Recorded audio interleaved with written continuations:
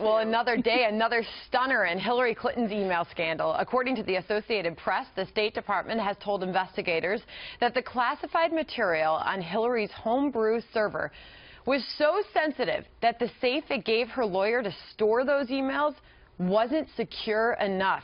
State installed that special safe at the offices of David Kendall, Clinton's lawyer, back in July after the government determined that some of her emails may have classified information.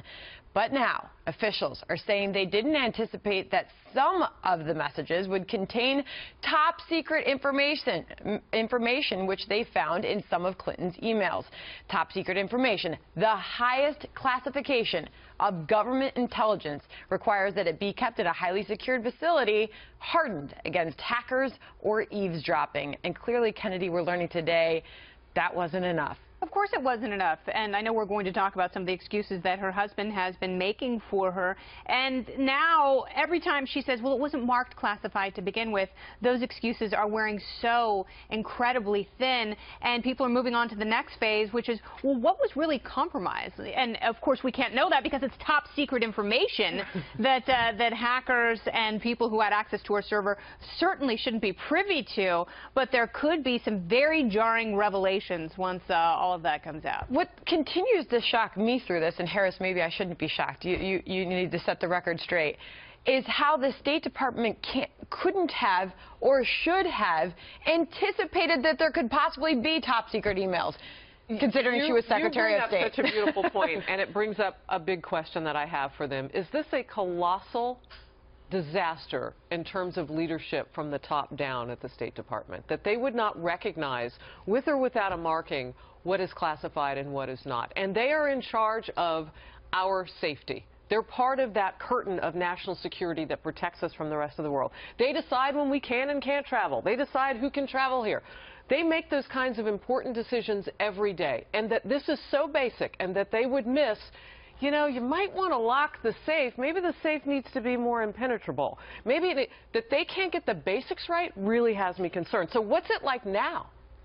I mean, you know, we're doing deals with Iran. We got John Kerry out there, Secretary of State, where he's doing deals with Iran.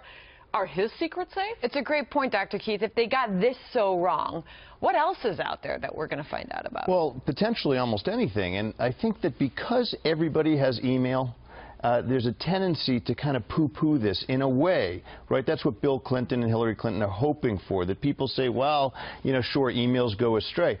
This is a real national security issue. We're fighting a cyber war all the time, and we can be hurt as much, almost, with data-driven war, if you will, as physical war.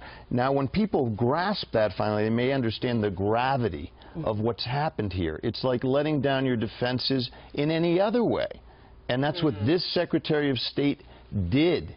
So she can't lead. But yet through all of this, Andrea, the Secretary of State, Hillary Clinton, she maintains that at that time she was doing nothing wrong. Right. So to Harris's point, this is bigger than the State Department. I mean, you say, how could the State Department allow this? How could the administration allow this? Right. But again, let's look at the other stories we've covered here on the show and in the news cycle. This is the administration that presided over the largest hack of information in our government's history. Millions of people compromised.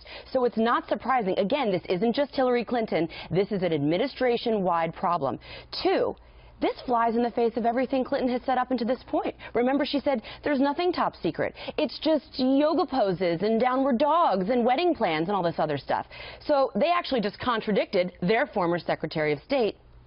And another point, does this even really matter? I mean, who cares if her lawyer had emails that could be compromised?